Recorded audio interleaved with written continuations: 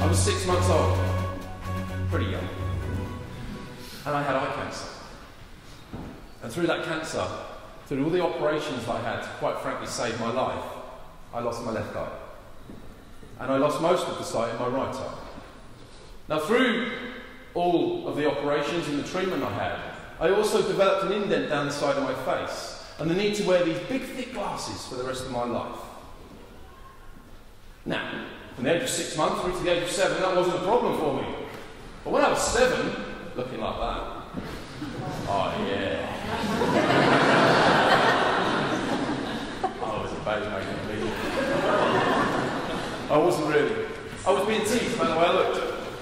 I was being teased about the fact that I wore these big thick glasses. I was being teased about my funny shaped face. And I was being teased about my dodgy haircut. And I didn't like it. And I was going home most afternoons after school in tears. And my mum and dad were waiting for me at home. And they really didn't know what to do because my self-esteem, my self-confidence and my self-belief was on the floor. And my mum and dad, they knew that they couldn't go out to one of these big supermarkets and buy a chunk of self-esteem and give it to me. They couldn't buy a chunk of self-confidence and give it to me. They had to find some way to let me earn it myself. I had no idea back then what this was going to turn into. From the age of 7 through to the age of 16, I was travelling around the country, and Ron had picked me up, and we'd go off and I'd be competing against guys that were fully sighted, they could see perfectly, and I was doing all right. I saw the 1988 Seoul Paralympic Games on television, and there's a guy on there that was my next inspiration. Ron then said to me, this is your time to shine. This is your time when you've got to go and give 100%. Because if you come back from this one task and you haven't given 100% and you say you could have done more, you're not going to be able to rewind time. And I'm so glad I did that. Because I got back a few months later, a letter popped through the front door. And it said, congratulations, you've been selected to fight in the European Championships, 1989 this was.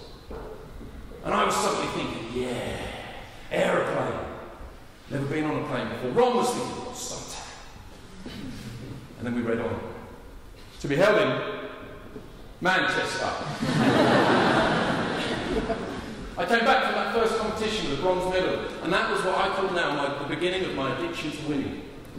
I wanted so much more of that. But I'd also realised a very valuable lesson.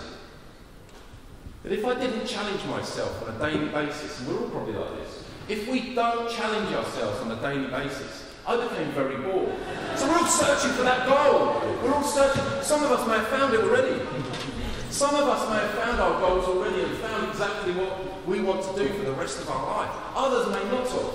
And that's why we need to keep challenging ourselves on a daily basis. Keep the momentum up. Don't get bored. Don't become polar bears. Stay penguin. That was my plan A, my golden goal in life was to win the World Championships. Now I'd got there, I wanted that Paralympic gold. I turned up in Atlanta in 1996. I was favourite, I was current world, current European champion. Who was going to beat me?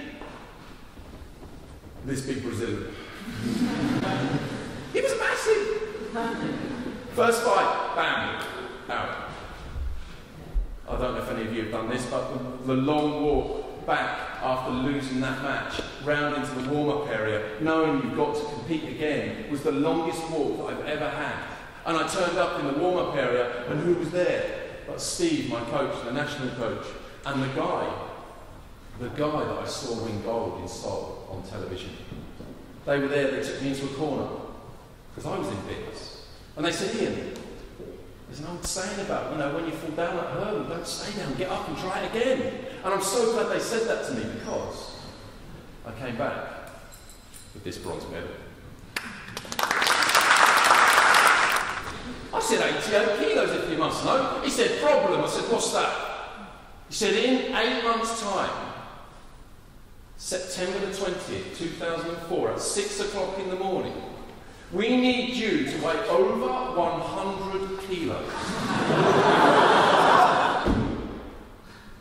102. Yes! Come on, have it. Off the scales. Bumped into someone.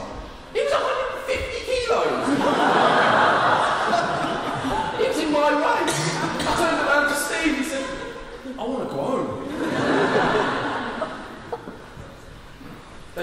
that motivating phrase that always got me going. Do you want to be the best in the world? Yeah. Do you want this chance? Yeah. You said, get on with it, soft lad. And here it is, guys, one silver medal.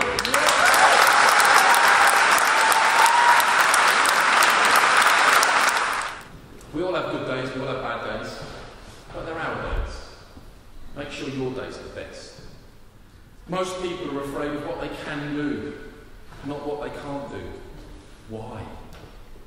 Why shouldn't we take that with both hands and go after and do the things that we're actually really good at and actually become not just outstanding at things, but exceptional? But remember to have some fun doing it. Thank you very much.